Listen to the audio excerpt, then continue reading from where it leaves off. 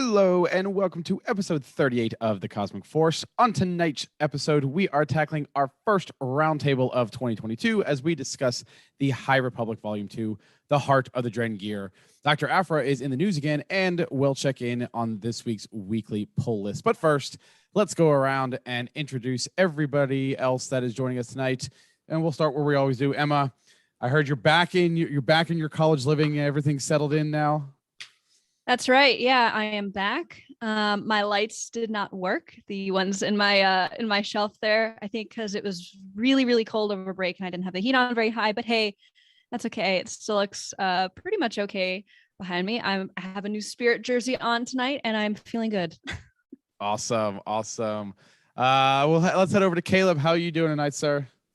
Excellent. I'm glad to be here. Glad to have another fun roundtable here. It was really engaging going back and rereading this. I'm like, oh yeah, this was actually really, really good. So can't wait to get into it. Can't wait to talk some details with you guys and get in and get caught up with the High Republic.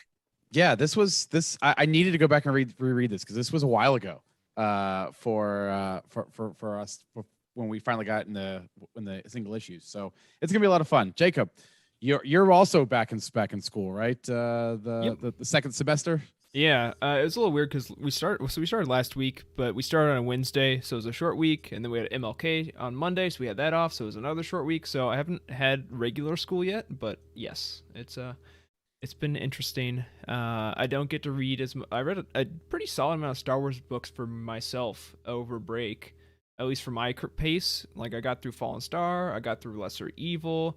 I did not get through Alphabet Squadron, but that's life. That's the meme. Did you start? We all make choices. Well, not farther than I started it like last March. I hope Andrew's not here. I was going to say, we Andrew shut it down. would be very disappointed with you right now. So, all right. Well, if you are joining us for the first time, welcome. We are a Star Wars comics podcast that broadcasts live right here on youtube.com/Utini every Wednesday night at 8 o'clock. But if you can't join us live, that's okay. In addition to the videos being available, we are also available on your favorite podcasting platforms. We are part of the Utini podcast network of nearly a dozen shows and a Discord channel at utini.com/Discord with more than 1,000 members and dozens of channels to choose from. If you like what you see and you want to say thanks, then head on over to our Patreon channel at patreon.com/Utini, where for as little as $5 a month, you can gain exclusive access to the entire Utini podcast network of shows, as well as exclusive merch, community involvement activities, and other special content, which we will talk about in just a moment. Before we get into the main show, we do have one piece of news we want to celebrate. Jacob, I believe, did you add this into the rundown today? I did, yeah. All right, then I'll go ahead and pass it over to you. Yeah, so a bit of an announcement for the comic book space. Glad had announced Dr. Afra is up for the best comic book of the year. So it's very exciting. For those who don't know, Glad is an organization that it's for LGBTQ members of that community. So they have an awards ceremony every year that highlights media that showcases members of that community. And if we've talked about it before, because Kieran Gillen's like OG Dr. Afra run, his 2015 run also, or 2016, also received this award. So it's very exciting to get Afra nominated again with Alyssa Wong's run. So that'll be very exciting. Oh, I love that. Let's make it 2 for 2. I hope so. Wasn't she nominated for a different award last year too? Best character or something? I don't know. That's a good question. It kind of sounds familiar, to be honest. I feel like we covered something. Well, yeah, she won something. She'd won the award with the old run, but I don't know if she won something else in addition. I feel like since this show has been in existence, so within the last year, she's been at least nominated for a different award, but I'm not entirely sure on that. But as always, we love to see Dr. Afra getting the recognition she deserves. So hopefully she will go ahead and I guess I don't know when those awards are going to be announced. That's a good question. Let me quickly check their website and see if I can find it in the. Oh boy, that's a lot of text. And not a lot of dates. May 6th. May May 6th. 6th. All right. Well, congratulations. Almost a lucky to- date right there. Yeah. There you go. Congratulations to the entire creative team behind Dr. Afra for being recognized for this award. So let's go ahead and move on to our weekly pull list. And while it's a long list, it's not nearly as long as last week's. So Jacob, what do we have available to us this week? Yeah, so we have 3 comic books out this week. We have High Republic number 13, The Battle of No Space, written by Cavan Scott, pencils by Ario Anandito. The covers from Phil Noto. Inker is Mark Morales. The colorist is Carlos Lopez, and the letterer is Ariana Meyer. We also have Dr. Afra number 18, Conjurations, written by Alyssa Wong, pencils by Minkyu Jung. The cover is by Sarah Pacelli. Colorist is Rochelle Rosenberg, and the letterer is Joe Carmanga. And lastly, we have Star Wars High Republic Adventures Galactic Bake Off Special. This is written by Daniel Jose Older and Vita Ayala. Pencils from Tony Bruno and Joe Chol Hong. The cover is by Jason Lee, and the colorists are Rebecca Nalty and Joe Chol Hong, and the letterer is Jake Wood. So 3 funish. I have not had a chance to read the Bake Off special yet. I don't know if you guys have. I will say on High Republic number 13, if you have not finished The Fallen Star, that is okay. You could still read that. It is completely separate from the action there. That's right. Yeah, I haven't read the High Republic Adventure special yet. It The sounds recipe- really fun, and there's The a recipe in it, I is heard? out. The recipe is already out. You Okay. can find a Oh, let me recipe find- for it. I think Eric posted that. I can And find Yeah, I is feel- this part of it? Isn't Daniel Jose Older? Happy belated birthday to Oh, Daniel yes. Jose of course. Older as Mm. well. That was yesterday. Oh, nice. Doesn't he also have a cookbook coming out? No, Greg that was Pak does. Greg Oh, Pak Greg of Pak. Vader Greg fame. Pak, that's right. I That's have right. th- I I knew have that there was a Star pre-ordered. Wars. I'm very author. excited. Okay. I'm pretty sure the recipe was actually written by Claudia Gray, I think. Yes, I'm trying to. I know Eric. Which posted I it in absolutely Slack. love. Can she do no wrong? No, she can't. She can't. It's the truth. Speaking of Claudia Gray, I got my signed copy from her local bookstore. I think it was Octavia Books, and it came with to my surprise, a poster. The poster of for the Fallen I saw Star, that. It's signed huge, by isn't it? Claudia Gray. It Oh, is wow. huge. That's awesome. It's very nice. I got to figure out a cool place to put that. It was a lovely surprise. Yes, So yes, I you got can't do my- no wrong. I got my surprise out of print edition earlier this week that I completely forgot that I ordered until I got the shipment notification. Ooh, that is fun. back here. I now have 2 copies of both Light of the Jedi. Yes, there is. Oh, there it is. There is the Fallen Star that Jacob is modeling right there. But yeah, I have 2 copies of Light of the Jedi, The Rising Storm, and the Fallen Star. And I don't remember ordering half of those. So that's what happens sometimes. That's okay. It happens to the best of us, man. Exactly. So, all right, Yeah. let's go ahead and get into what we're business loving expense. this week. Yeah, okay. Corey, you heard it right here. Let's mark that timestamp. All right, we're gonna get into what we're loving. Since this is a round table, we are not gonna have any art this week, but remember, you can always submit your art by tweeting at Cosmic Force Show or submitting it in our Discord channel. But we do have some notable things as far as before we get into what we're reading. Emma, you just recently came back to this galaxy from visiting somewhere. So how was that trip? Yeah, I recently came back from Galaxy's Edge East. I went to Disney World, and you guys, it was so much fun. I mean, I had like pretty high expectations for it because I've heard so many good things, but honestly, it exceeded them, and maybe even something beyond exceeding it. I don't even know. It was amazing. The rides were amazing. The atmosphere was amazing. Like seriously, you felt like you just stepped into a Star Wars, and that was honestly the coolest thing. Rise of the Resistance itself is worth the price of admission. It was the craziest experience I've ever had. And then of course, the merchandise, we all know that I love to collect things, and that was a dangerous place for me to be. But I made it out of there under budget, actually.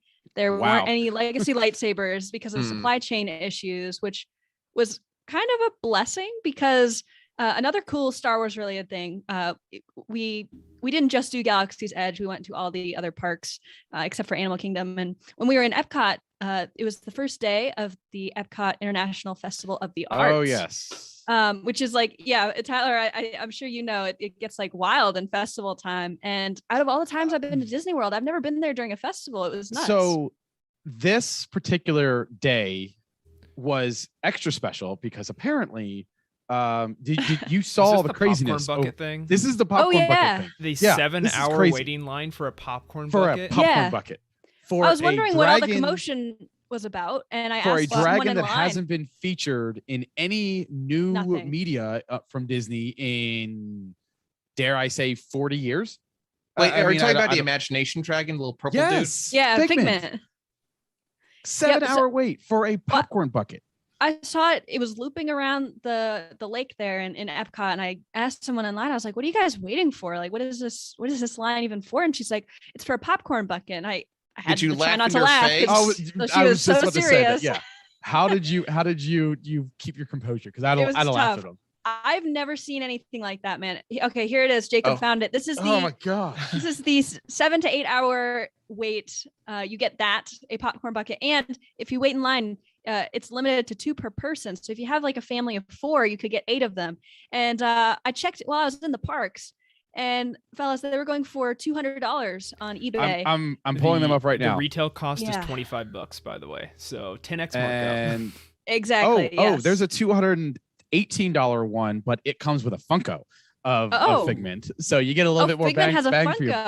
Okay. Apparently, he does. That's crazy. So anyways, as much as I love. Oh yes, we got the nice. Funko shipments. The Mando season 2 stuff is finally coming out. Yeah, that's awesome, and that one lights up too, right? It does. The noise is very loud and not very pleasant. So I don't think I'll be doing that very often. Can we just take a second though, Emma, and just call out that Jacob has now become one of us. In that it's true, and I'm very proud of him. Bought more. How many Funkos have you bought since December 1st? Because I feel like you've tripled since the December. Number of Funkos. I don't think have I bought. I don't know if I bought any, to be fair, since then. But how many have you received? 2. I got the Jedi Luke one and the Grogu one. I don't know if I bought one from Eric that he was getting rid of, and then I think that's it, really. Either way, you have like tripled your collection, probably. You started your collection. Low. Yes. It's a very low bar, but yes. Yes, absolutely. Well, so anyways, just to round out my story here. So I was at the Epcot Festival of the Arts, and I didn't really care about it all that much, but we were walking around the park and I saw this big booth filled with Star Wars art. And so of course I had to buy my first piece of art there. And so I bought a piece. I wish I gave a picture to Jacob before. I think I can find it. Because you sent it in Slack, right? I did, yes. So it's from this company called Acme Limited or something like that, and they're like the official fine arts retailer of Lucasfilm. And it's a painting. It's a lithograph of a painting. It's limited to like 395 prints of the Ahsoka and Maul duel from the Siege of Mandalore. And it was so gorgeous, and I did not expect to leave there with a painting. And I also have to say I was nervous to bring it home on a plane because goodness knows what would happen to it, but everything made it home safely. And so that was kind of another weird incidence of Star Wars that I did not expect to run into while I was there, but I was happy that I did. So if you want to see that, as well as some other some footage and images from my trip, if you are a patron, you have access to my vlog that I made. It's a little over an hour, which is crazy to me, but there's footage from all of the rides and images that I took. Yes, Jacob pulled up the art here.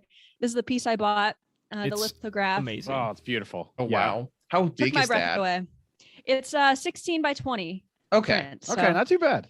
Not too bad. It's not huge. They had bigger ones that I could not afford, but the Star Wars art collection is if you thought Funkos were pricey, oh boy, I was shocked at some of the prices, that's for sure. One of them, there's a guy painting one live on a canvas of Ahsoka looking into Rex's helmet, and somebody asked him what it was going for, and he said 16 grand, and I was like, oh my goodness, good for him. Wow. But anyways, if you want to see more of my trip, if you're interested in that, you can take a look at my vlog. If you are a patron, Timothy posted it in the feed, the Patreon feed. And I hope you guys either have fun or find it informative, because I also throw some tips in there. So yeah, just a little PSA for that. So yeah, I had a lot of fun. Glad to be back, but also not glad to be back. It was great to be away. I want to go back to Batu like right now. Yeah. Why does everyone want to go back to Jakku? I'm Batu. There you go. There you go. All right. Let's go ahead and take a very quick break. And then when we come back, we will go ahead and get into our main topic tonight. And that is discussing High Republic Volume 2, Heart of the Drengir. So we'll be right back.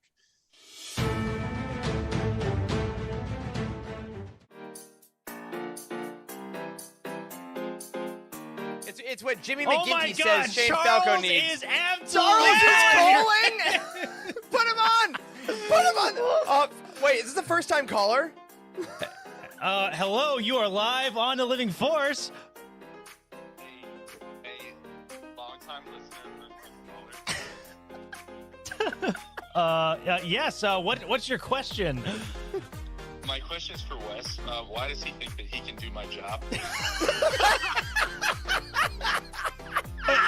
Corey put me up to it. Oh my God. Because Corey made you do it? That's your answer? Oh, man, this was. I'm enjoying the show. I won't interrupt anymore. Have fun.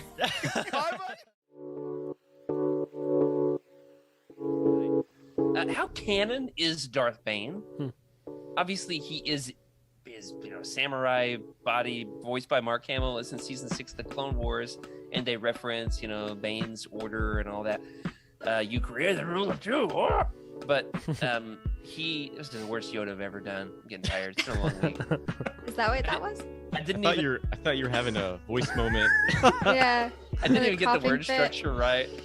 Oh man. Edit that in post, Rick. How canon? You put this image in my head of Piet just whipping out an Uno reverse card and slapping it down. Bam. Take that. Yeah, Vader does not play Uno though, so I don't think that would be a wise long-term discussion. He doesn't have the patience for it. He just force chokes everybody. Exactly.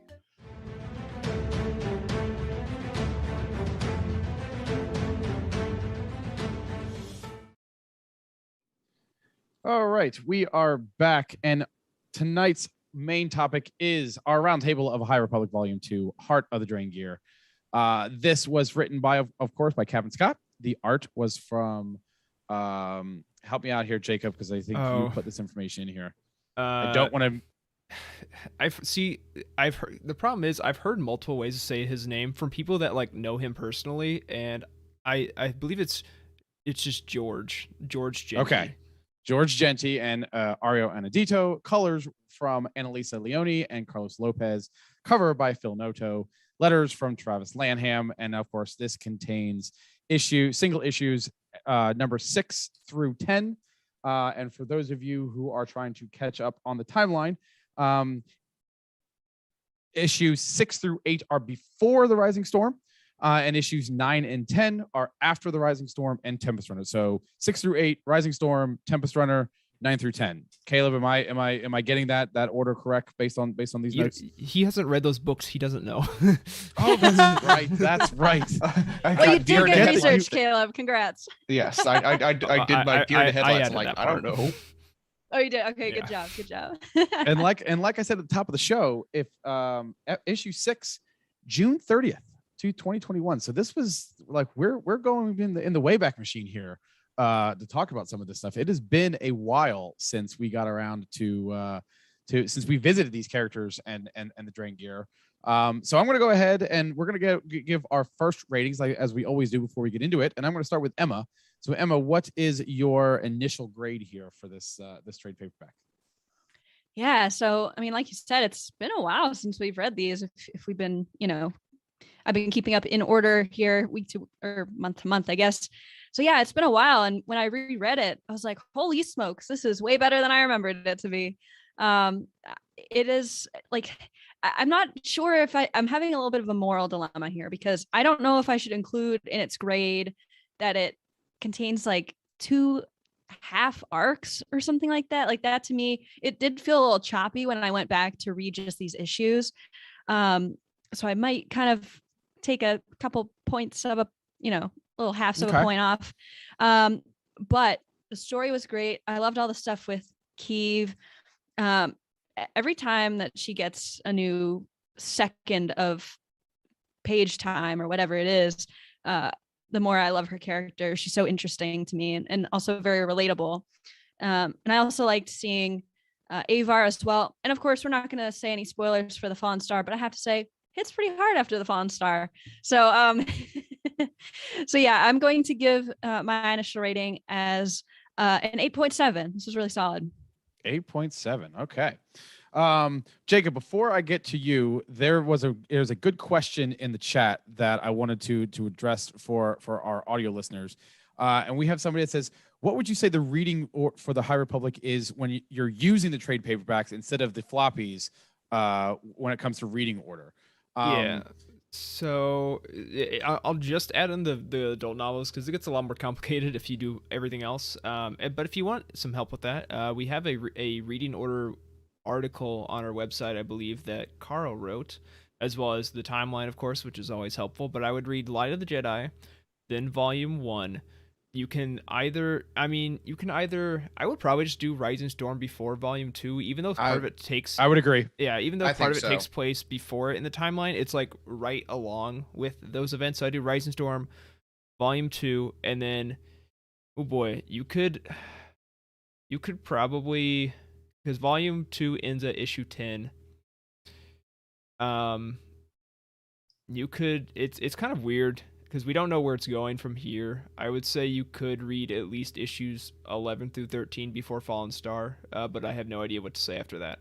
At that point, you're getting pretty risky of spoiling Falling Star for yourself. So I would definitely always skew towards the adult novels first. Yeah. When in doubt, read the adult novels, and then allow the comics or the YA novels or the middle grades to kind of fill in, add some extra meat to the bones.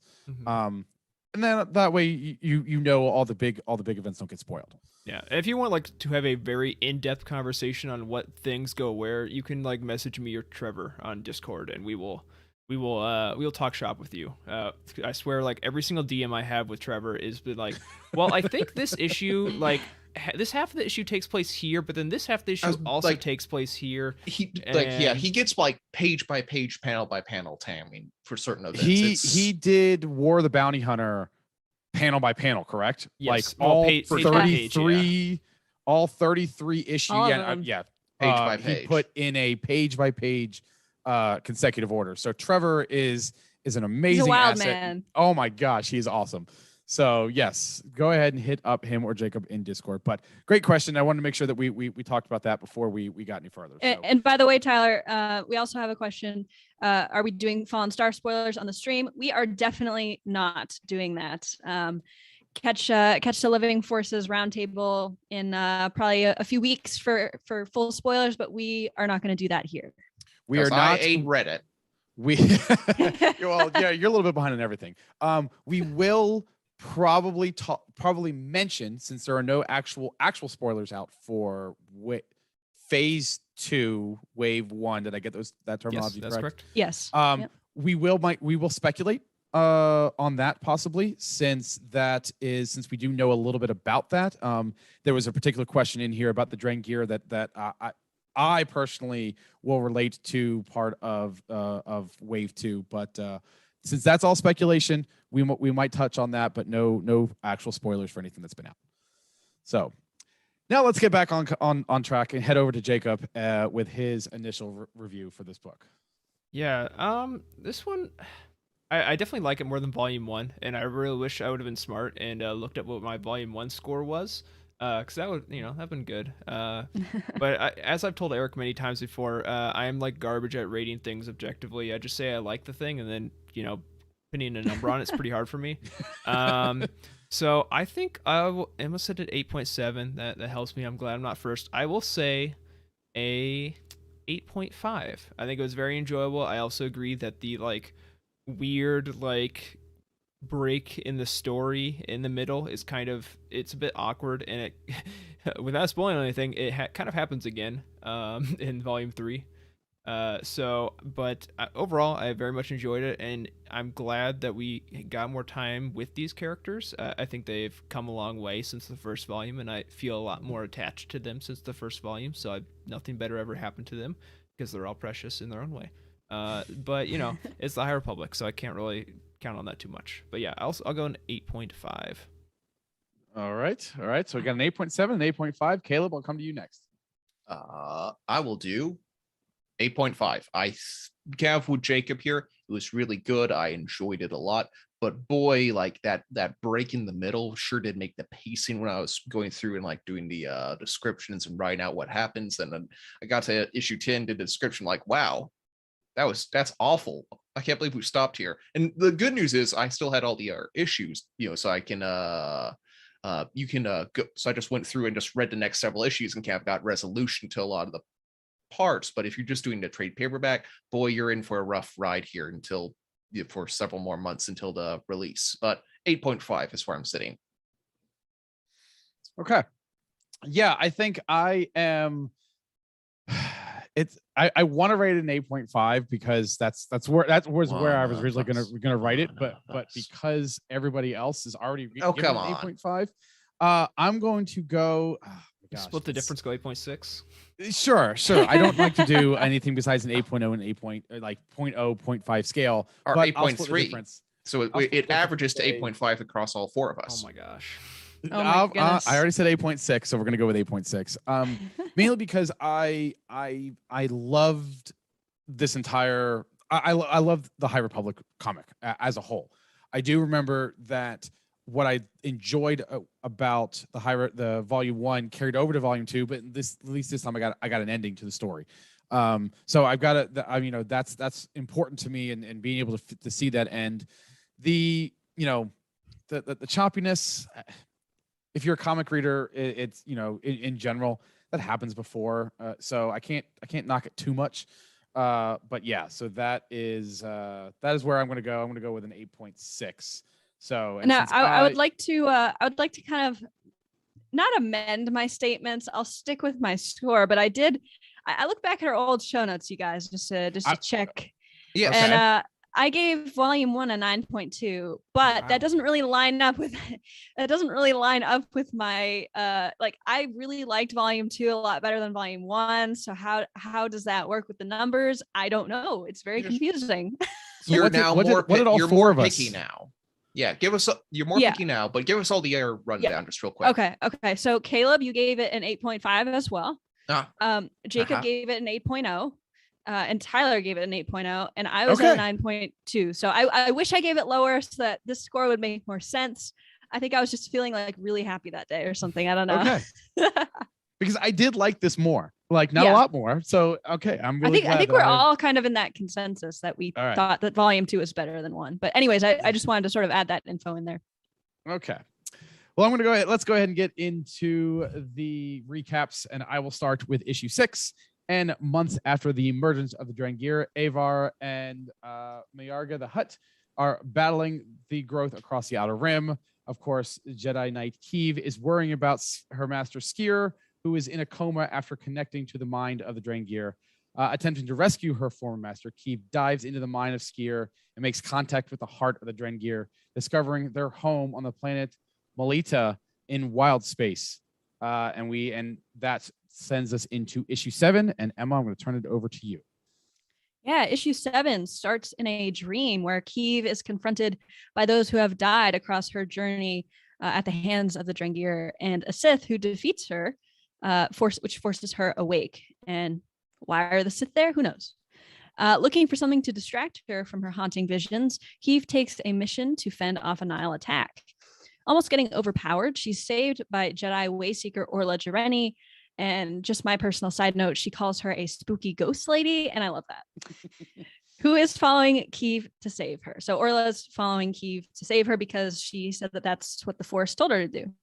But Keeve is getting visions from the Drengir of impending defeat, and that's where issue 7 ends. Issue 8. Yes. Sorry, I was trying to try put it in chat here. But issue 8, we start in the middle of the assault on Muleta with dozens of Jedi and their Hutt allies battling through the Drengir.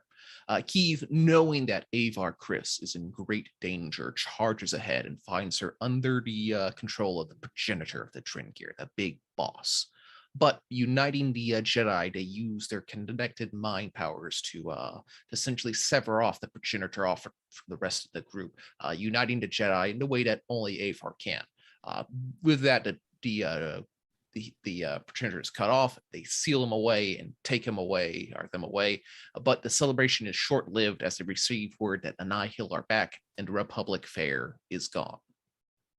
Yeah, so we jump into issue 9, which is the story break we were discussing earlier. Months later, the Jedi are focusing all their efforts into stopping the Nihil. Despite pushbacks from Stellan and the Council, Avar comes up with a bold new plan to have Keeve and Tarek pose as Nihil, attacking the Jedi, and they escape away to the Tempest, run by Zetar, in an attempt to track down the Eye of the Nihil. However, it starts off going pretty decently, but it gets a little complicated when Keeve is told to prove herself by killing a prisoner, their former ally, Mayarga.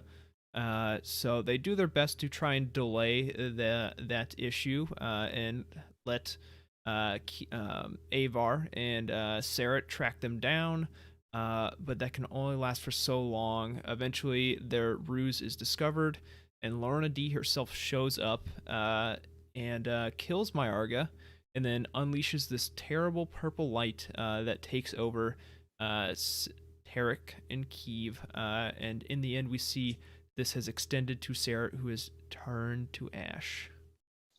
Interesting. Or begun to turn to ash, my apologies.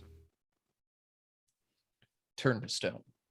Ash. Stone. Purple ash. Like I was wavering because you'll see the damage in like later issues, so it's hard to put it exactly. Caleb, I'll just say you'll get it when you read Rising Storm. I'll just say that. Okay, sure. Oh, that's right. He hasn't read. Yeah, I know. Oh my goodness. Literally, Ugh. just like I just finished off Into the Dark today, so I think I'll be starting on that in the next few days. Things will make a lot more sense for you pretty soon. Yes, they will. cool. I will make sure to tiptoe around this. Yeah, that's fine. then. That's fine. Yeah. Spoilers don't bother me too much. We but know that the Republic Fair got destroyed. That's probably most of what we're gonna spoil. So you kind of already saw True. that. That's As perfect. Blue Pig says in the chat, let's just say he got leveled. We'll leave it at that. That's a good one. All right, Caleb, let's go ahead and start discussing some of the important characters in this book, and we start with our favorite Trandoshan Jedi. Exactly. I since I was the one who typed this up, my first and foremost was my boy Skier. Like we've definitely seen in the first arc and the first volume him being a lot more like he was definitely like his fall was definitely a lot more prevalent in that one. This one we see a lot more of his recovery and his less recovery and more like normalcy in his new position. Now, what I have here is usually when we see a Jedi fall, it's like straight to the dark side. We see Anakin happen, go straight to the dark side. We see what was the episode in the Clone Wars where Pon Krell?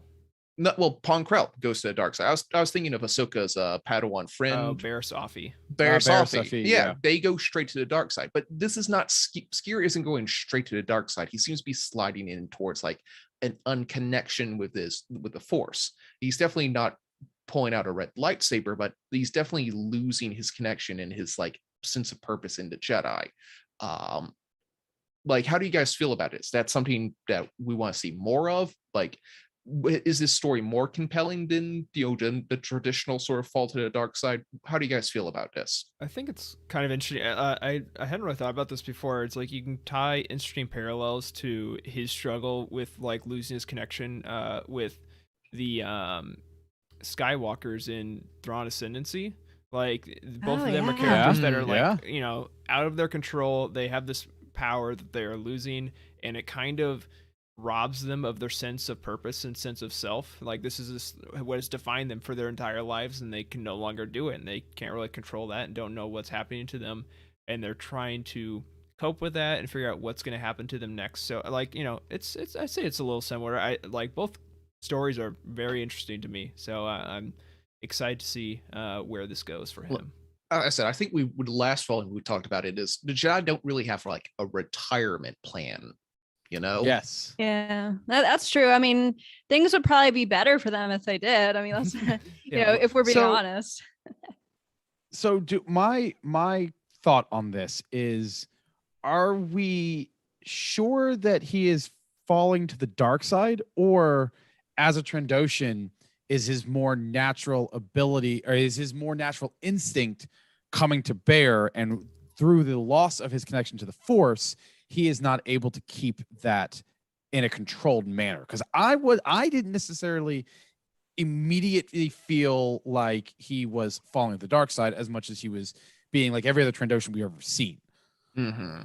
Yeah, And, like- that's a good point. Because and then that makes me wonder, like, what about other species that you don't typically see as Jedi, like Wookiees or something? You know, I wonder if there's like, what if some species just have like a cap on their length of time that they're able to connect to the Force? That could definitely be a thing. Like the Chiss. Yeah. Yeah, the Skywalkers. Yeah. Who knows? You know, I'm not a xenobiologist of Star Wars, but maybe eventually we will be hired on. Now, here's another fun to kind of tie into that one. Another fun question is this is a direct quote from Skier, who's talking to Keeve. There is always passion. It's how we control it that matters. And we know, since we're really big into it, you know, the Jedi Code specifically says there is no passion, there is serenity. Like, is what Skier said, that there's always passion? Is that the orthodox viewpoint, or is that just his interpretation from his cultural bias? Like, how do you guys feel about that statement? That's a very good question. I almost feel like this is in the High Republic, this is an accepted, there was always passion, in that it's a lot. I think this is a doctrine. And the reason I say that is because in the Rising Storm, we definitely, and I believe a little bit it's mentioned in Light of the Jedi as well, Jedi are allowed to have relations. Like, they're not allowed to have permanent adult relations, but they're allowed to have a physical relationship with somebody. And I think that, and I feel like it's that doctrine that, and again, this is what I've always thought of the High Republic, is we skew so far one way in the High Republic. That's why the Jedi of the prequel trilogy are so minuscule. Orthodox. And yes, that I think that they've allowed them. It's a complete reaction to the downfall of the High Republic, because they let their passion become uncontrolled. They let their emotions become uncontrolled, and that was their eventual downfall. So now let's take all of that away. Let's take all the connection away, and that's what we see of the Jedi Council in the prequel trilogy. Well, this quote is interesting to me because you could probably get expelled from the Order saying something like that in the prequel trilogy era, right? Exactly. That's like hearsay. Like Mace Windu would come down on that hard. Yeah. Yep. He would call you citizen and just kick you right out. Anakin's story would be a lot different. Yeah. If that was accepted. 100%. Yeah, because that mindset is a way healthier one to have than dealing in absolutes. You know what I'm saying? I do.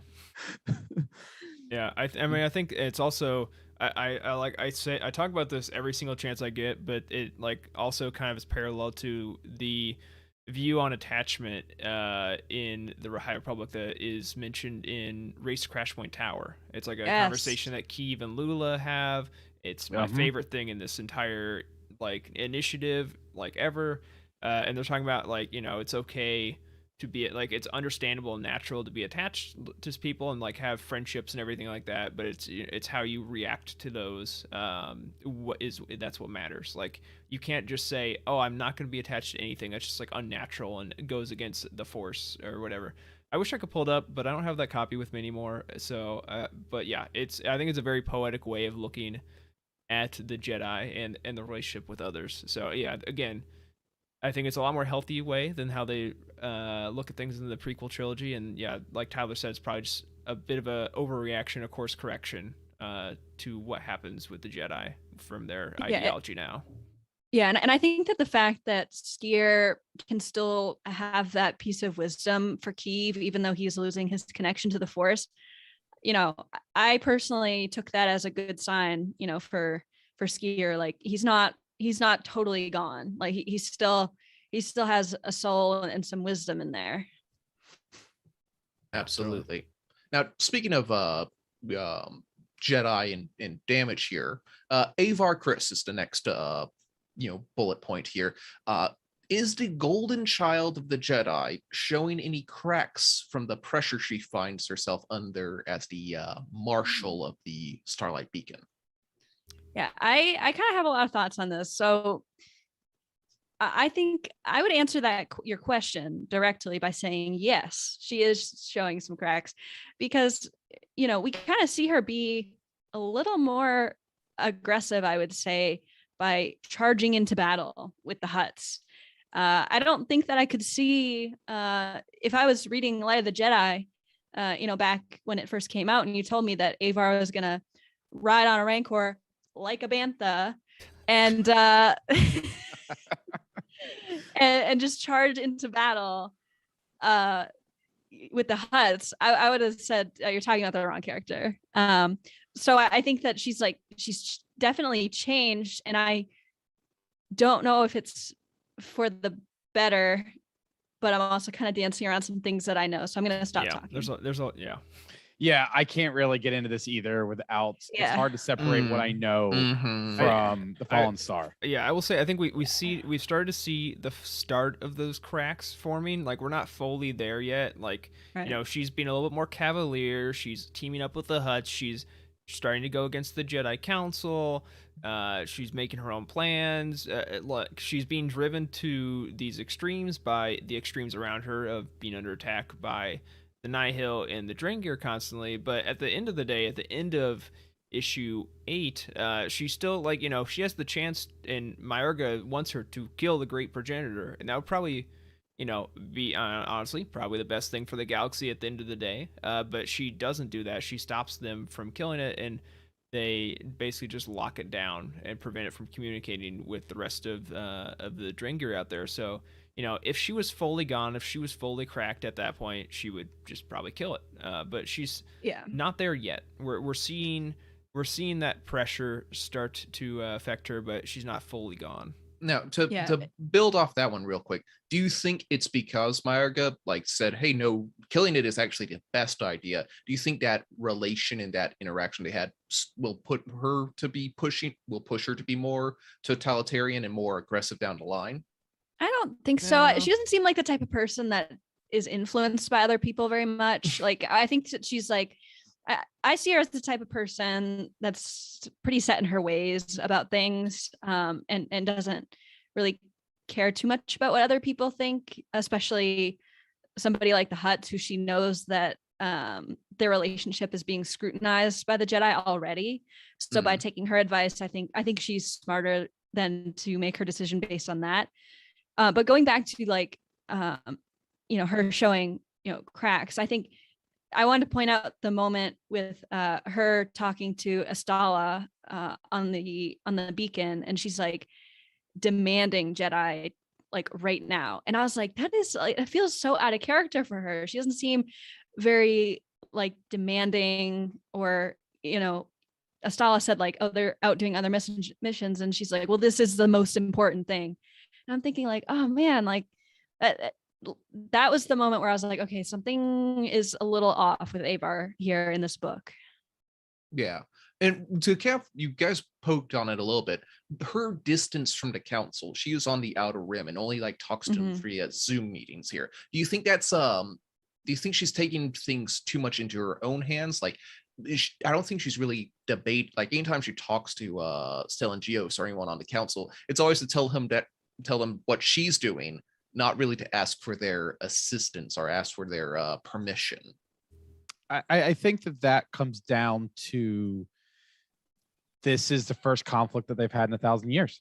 And they don't know. I mean, other than Yoda, there really hasn't, what Jedi Master has been able to deal with conflict. And so they don't have the experience to deal with it on their own, but at the same time, they can't wait to react by getting in contact with the council, because communication in the Outer Rim is so scant and so untrustworthy, that they kind of have to make their own decision. And I think it gets back to that concept that they are the epitome of peacekeepers, because there is no conflict. There's little minor squab, civil, like I wouldn't even say civil wars, but like there's little minor conflicts, in towns, but there's no galactic wide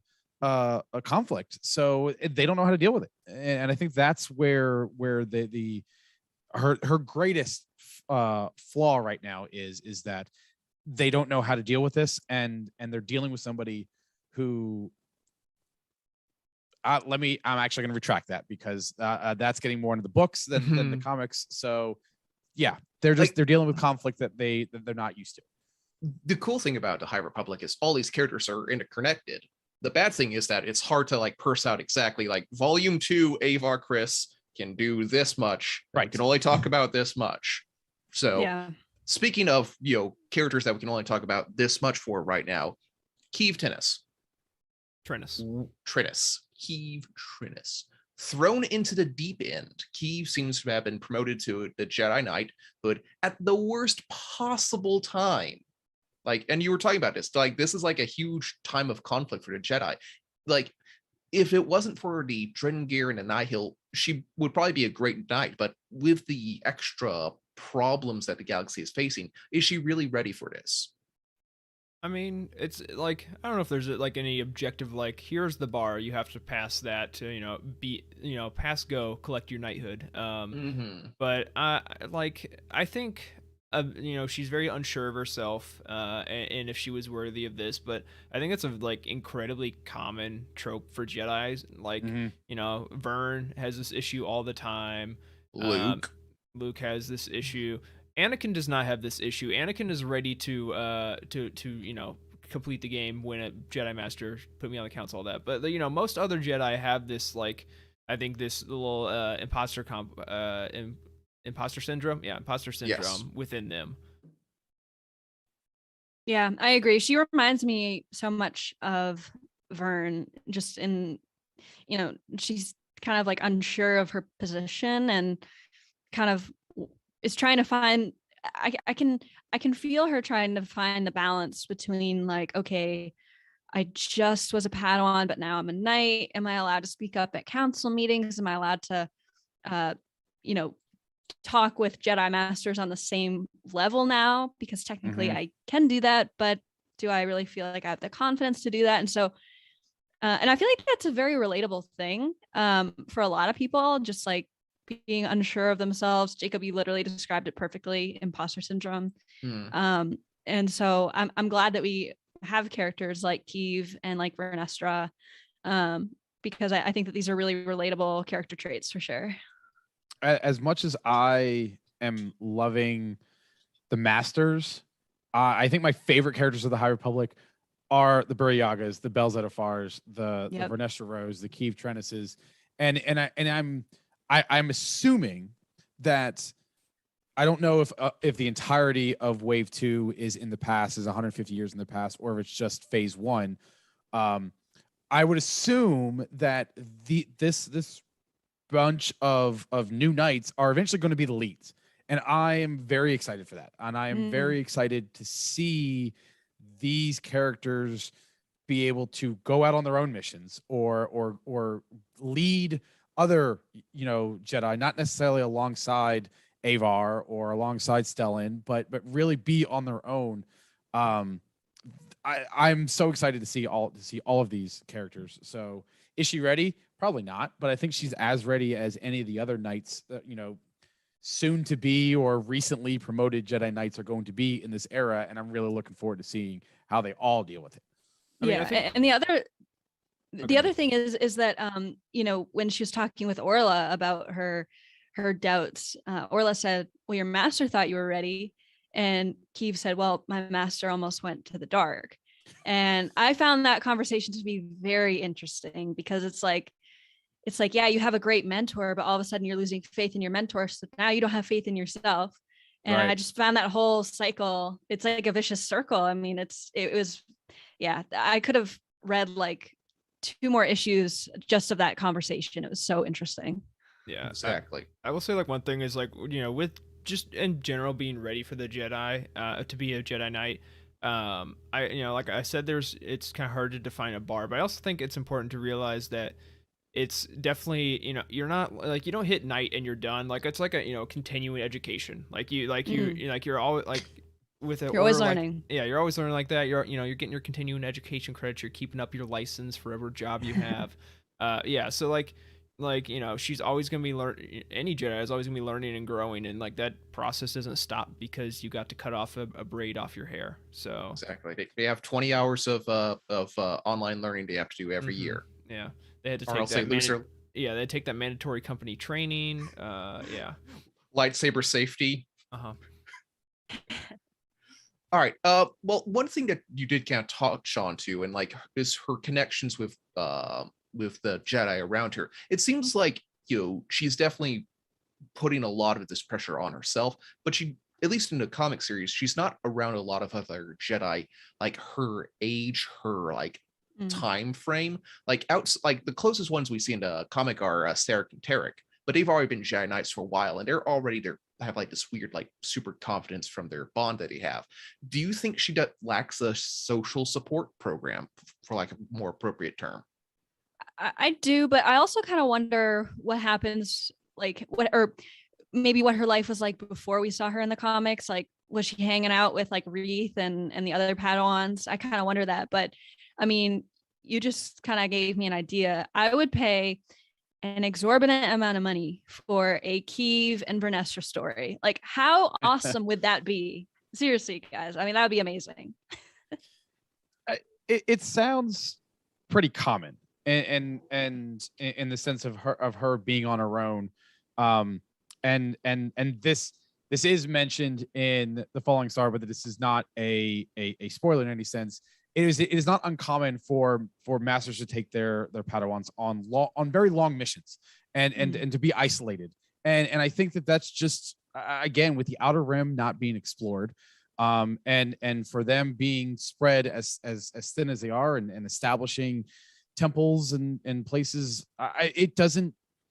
I think that she doesn't have a support system, but I think other than Sarek and Tarek, she probably has the same support system that any of the other Jedi Knights and Padawans of this era have, just strictly because of the nature of the vastness that still is the Outer Rim and the galaxy, and the missions that can take them away from temples for an extended period of time. Plus, we've seen in several sort of things, temples are a lot smaller in this thing. Yes. Like, not everyone is in Coruscant. Like, there's thousands of, well, at least hundreds of smaller temples from like the Edge of Balance and technically they're like outposts, but yes, right.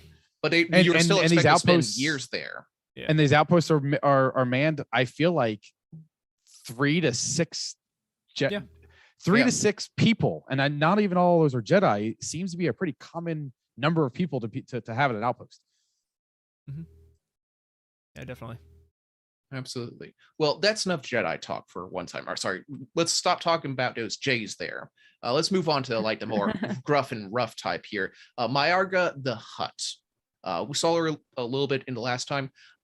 An interesting character, but definitely a counter, kind of a foil to the Jedi selflessness. but did we really get an aspect of like her own personality, or do we see? I kind of saw her more of just like a stereotype of Hut bluster and Hut ambition. Like I couldn't say like, oh, this was like her number one character sort of thing, since it's just she's the angry Hut who does Hut things. Debate on you guys. Do you guys see her as anything more than that? I mean, she's definitely just like, the typical self-serving giant slug. But I will say, there are very few Huts that I think would openly charge into battle on a battle sled. It's a great point. That's a good point. Yeah. Rancor riding Jedi. I think that list is probably pretty small. Maybe Gracchus would do that. Maybe I can't see Jabba doing that. Maybe Boku. Oh, hell no. Yeah, no way, Jabba. Well, spoiler warnings, but Jabba, survived a lot longer time and actually had a lot bigger criminal empire. This is true, but very few would be doing that with like a necklace of skulls on their neck.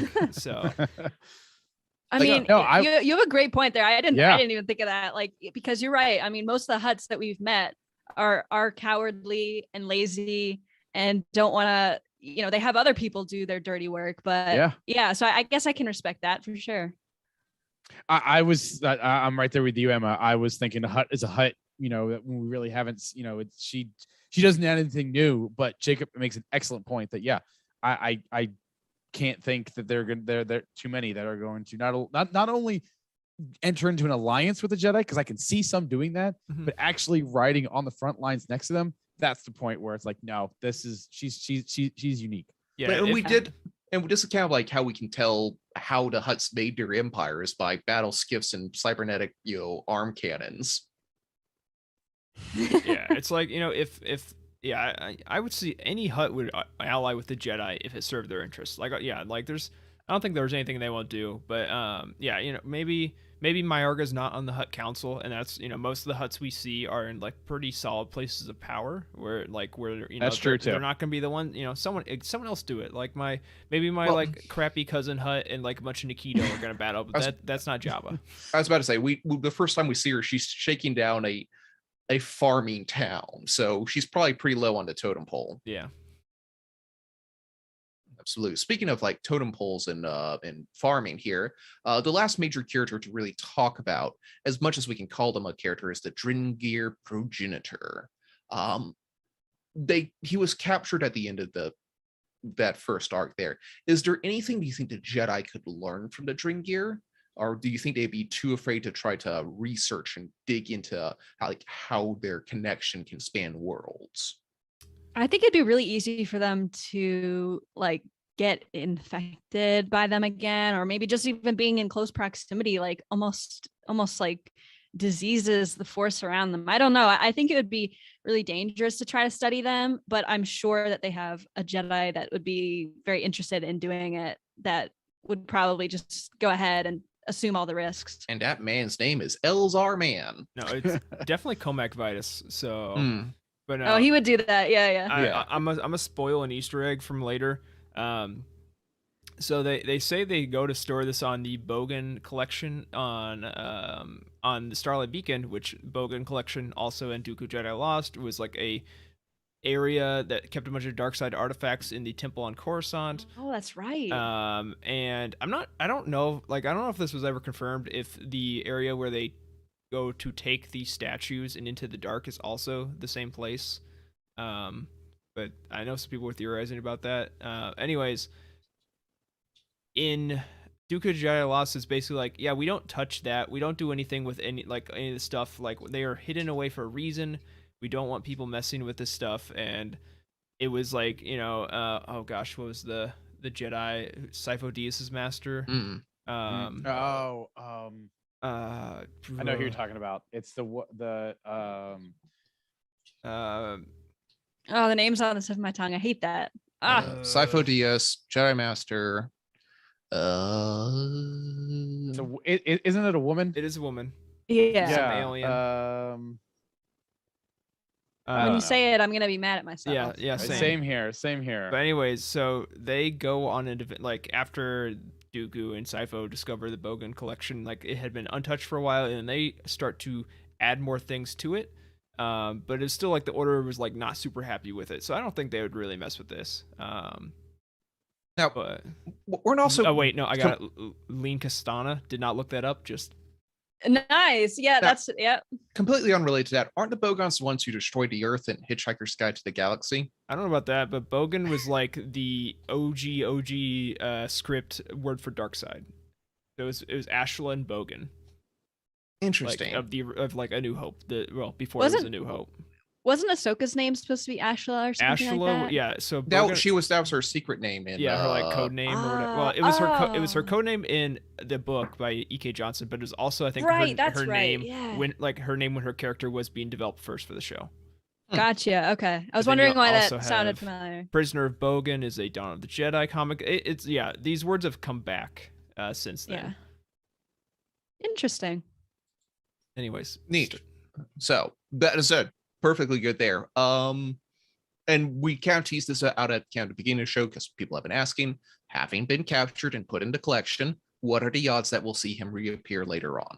I keep saying him, them. So non-zero. What I was going to say, when you say later on, are you meaning later in the timeline, or are you saying are we going to see them again? Because we will absolutely see them somewhere, but like in this exact timeline. I feel they are going to be very much more used in this first phase of Wave 2. I don't think that at all, really. Going back only 150 years?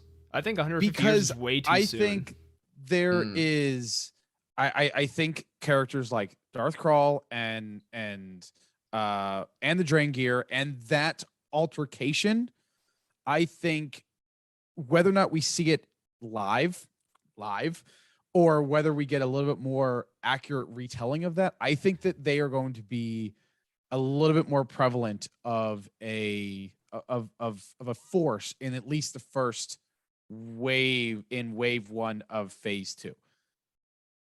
Along with the Sith.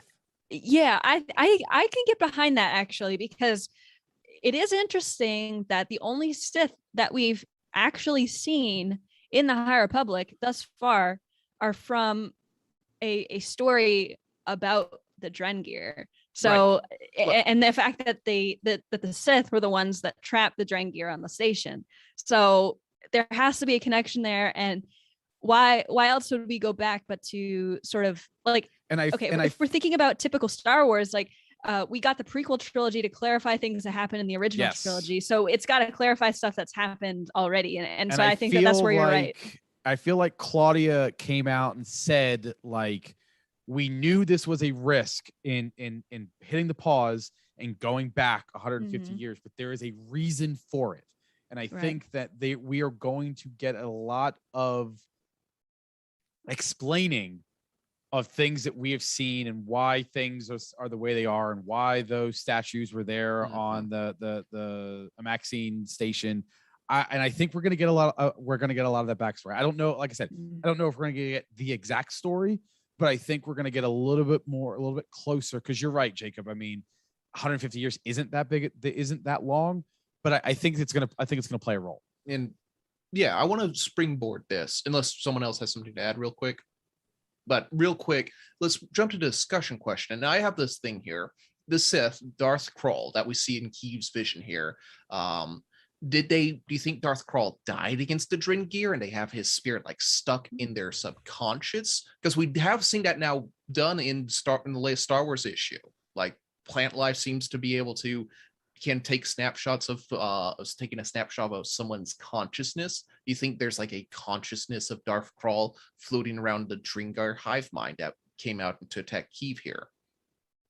That's a really interesting thought that I didn't think about. I kind of wondered if it was like some sort of memory of the Sith, and maybe Darth Krall was one of the ones that captured the Drengir. And maybe it was kind of like a negative memory that the Drengir had that Keeve therefore like felt because she was inside the mind of the Drengir. That's kind of what I was thinking. But I like the idea that perhaps the Drengir, stuck their tentacles in Darth Krall, and that's why she saw him. I really like that idea a lot. And I think both the things that I laid out there are plausible. I don't know what to think about the Sith, because I was happy that they weren't involved until we saw, Darth Krall in the comics, and because we've seen the Sith so many different times, and now we've got the great enemy in the Nihil and Marchion Ro. So I have no idea what we're gonna do with the Sith, and I know that I have full confidence in the creative teams and all 5 of those writers and all of their teams, that we're going to get some excellent content from them. But I couldn't even begin to think about what they're going to come up with for the Sith. Absolutely. Now, speaking of the Drengir, but here's another sort of thing. Did we feel like we got enough of the Drengir? I know we've talked about, we'll see some more, but do we feel like the ending of them was kind of rushed?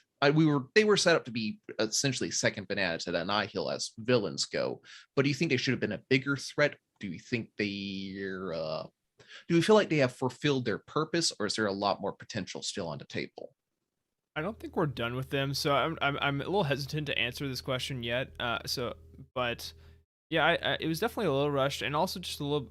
Like I had the thought, like I think last week, that if you've only ever read the adult novels of the High Republic and nothing else, you barely know that the Drengir exists. It's true. Yeah. Like, they were Into the Dark, a young adult novel, all the comics, and then Race to Crash Point Tower, which is a middle grade book, and that is it. They were not in. There might have been a passing mention, like 2 words about like the Drengir fight in the Outer Rim in Rising Storm, but that would be it. So like it's because it didn't happen until after the Light of the Jedi was over. So yeah, it's a little weird. I don't think we're done with them, and it's also like, they were like, oh, we captured the Grand Progenitor, it is over, this epic fight is done, and then like in the Life Day special #1, there's like a reference with Buryaga and Nib Seeker going to Kashyyyk, and they're like, well, good thing that we killed the Grand Progenitor. I'm like, wait, I don't think it was.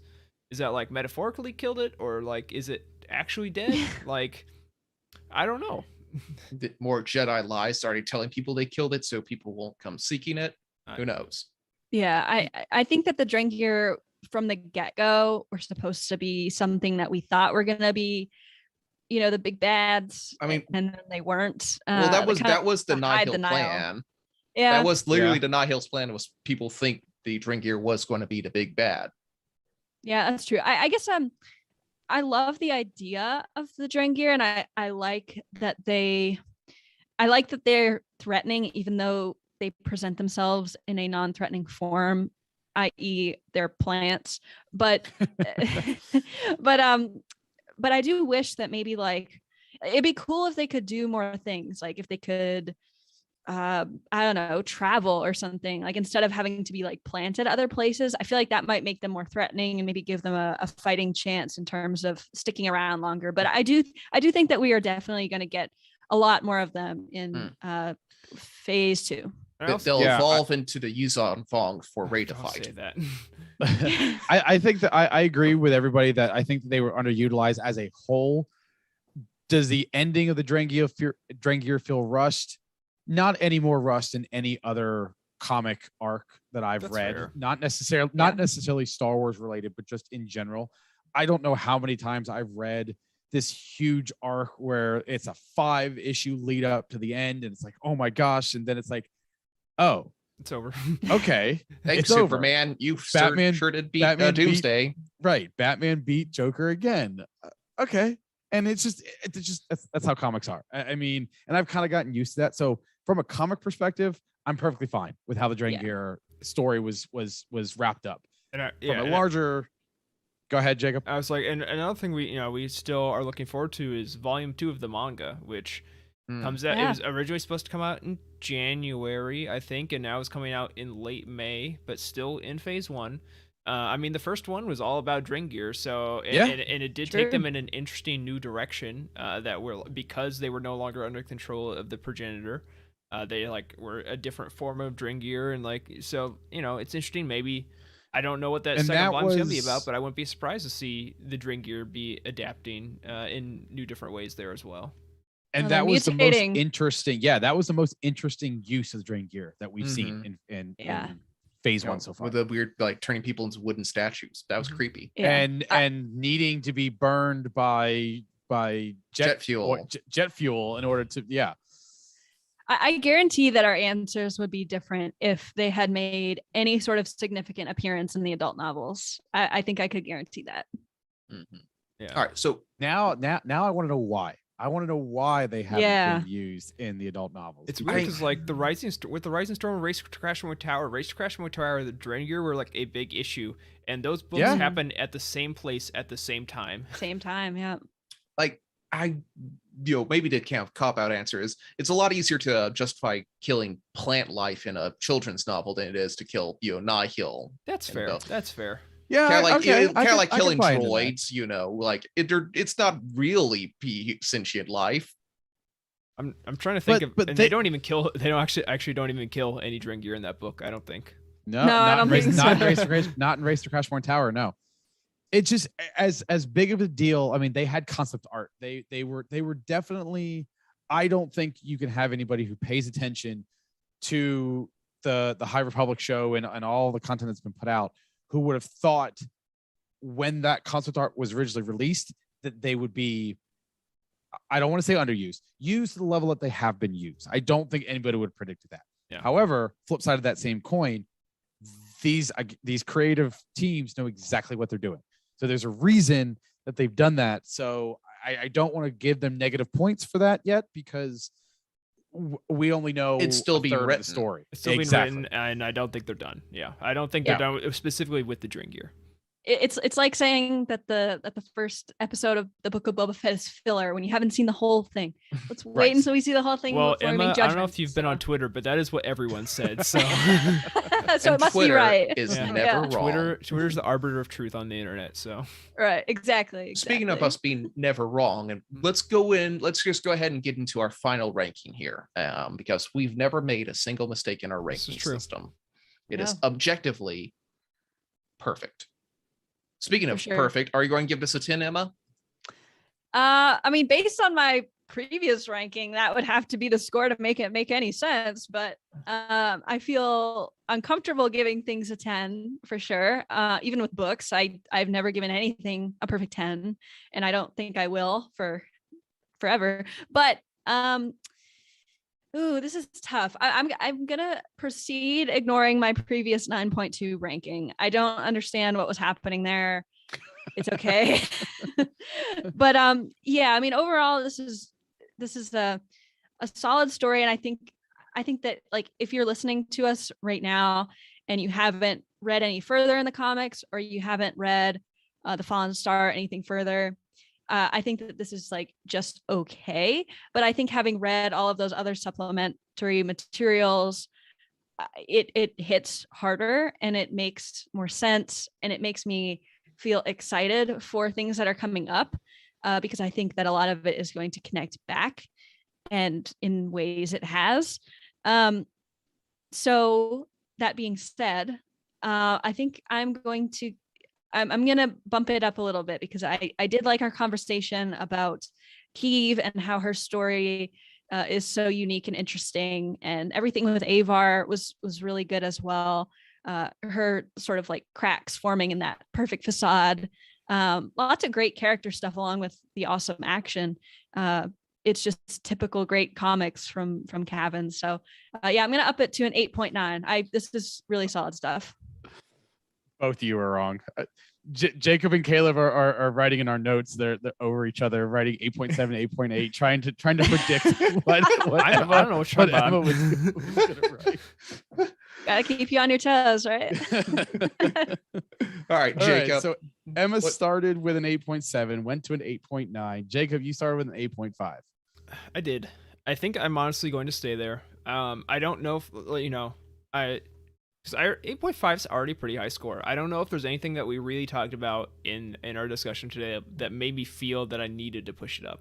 I like all the characters. I think I gave volume 1 an 8.0. This is an improvement on 8.0. 8.5 is a significant step up, even though for me, that's the only step you can make because I don't really do anything outside of 0.5s. But no, I think, it's a much better story. I think the characters are much more solidly developed, and I feel more attached to them. I just don't know if it's enough for me to make that jump yet. If hopefully we stay on this trend and volume 3 is going to be a 9.0 or higher, I'll take it. If it's exponential growth, we can go to 9.5. But yeah, 8.5, I'm pretty comfortable with that for now. Well, good for you for keeping your ranking system the same. That's consistency right there. Totally by chance. Yes, Caleb, you also gave it an 8.5. I'm going to be with Jacob. I don't like doing weird point things. Like I'm going to stick with my 8.5.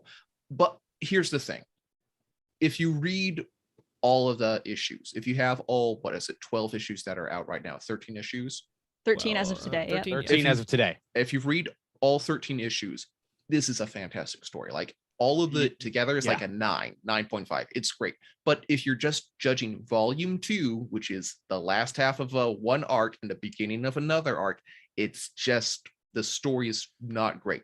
Well, it's great, but it's like it lets you feel like empty inside because you end on a really horrible cliffhanger that you just have to figure out what's going on. When I reread this for this discussion, I immediately read issues 11 and issues 12 just so I could get the resolution to this story beat here. So the whole story is fantastic, but volume 2 gets an 8.5 because it has a weird, awkward break in the middle. See, now you've got me wavering because I was going to give this a 9. I was going to up my score to a 9 because I was going to look at it as it is a great ending to if you're only reading the comic. It's a great ending to the Drengir. It's a great ending from the first book, and whoever order be damned, it's a great beginning to volume 3. Mm-hmm. So from a storytelling perspective, if I take the entire High Republic, title, it's a great story. However, you did make a very, very good point there in that that's not what we're grading. We're grading this as a collection of stories as just issue 6 through 10. And so for that, I also don't like giving the non-0.0, 0.5 grades. So I'm actually going to give it, I'm going to do what I originally said I wanted to do at the beginning. And I'm just going to give it an 8.5 as well, because Jacob or Caleb pretty much said everything that I feel as well. It's a great story, but if you were to just pick up this book because for some unknown reason they don't have volume 1 in stock and you wanted to read this, it would be a little confusing and it would feel you're getting coming in the middle of a story, you're not getting a complete story at the end, and I can't let that slide when you're talking about binding trade, these loose leaves into a single trade paperback. So I got to keep it there at the 8.5 as well. That's fair. So, all right. Jacob has a very impressive list of Easter eggs. So I'm going to turn this over to him and he will wrap up the show with his impressive research that he's about to show off. Yeah, straight from the Wikipedia to your ears. So first off, Maru says their notes on Molita are from the days of the Nightmare Conjunction. This was first tamed by Darth Krall, which was mentioned in Dooku Jedi Lost. We see a number, and of course Darth Krall we see a little later. We see a number of Easter eggs in Keeve's vision in the beginning of issue 6. We see the Amaxian Station from Rise of Kylo Ren and Into the Dark. We see the aforementioned Darth Krall from Dooku Jedi Lost. We also see the statues on the Amaxian Station that are used to bound the Drengir and Into the Dark. In Starlight Beacon's meditation chamber, when she comes back to reality, we see a little mosaic of the Prime Jedi, which is similar to the one on Octo in The Last Jedi. We see the first comic book appearance of Velko Jahan, who is the star of the Insider short stories, and she's popped up in a few different stories since then. We also see a bunch of Nihil attack an agricultural center on Chortos. This is the first canon appearance of Chortos, but it originated in the West End Games source books Galaxy Guide 6 Tramp Fighters. Yeah, in issue 8, Tarek and Sarah compare the Drengir tactics to the relationship between the Shishak tree and the Char ant. And these species were first mentioned in Aftermath Empire's End by Chuck Wendig.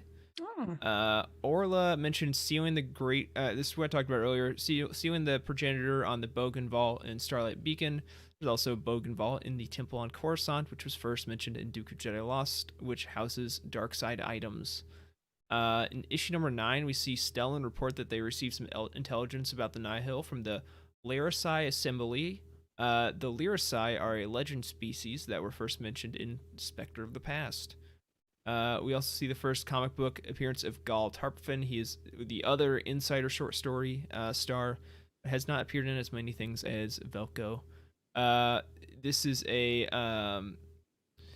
not a spoil. If you want zero references to the Fallen Star, close your ears for 5 seconds. But Reginald Cole makes an off-screen cameo in one of these, and then no spoilers gone.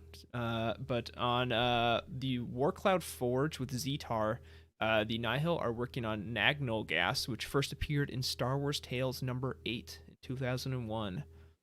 And then lastly, the most weird, crazy one, Cavan, are you just hitting random on Wikipedia? Reference is Keeve told Zetar that she spoke to a Batrach gunrunner on Port Lennox. Those two things are only ever mentioned in... This is crazy. I never heard of this thing. It's Valkyrie, which is a role-playing games magazine.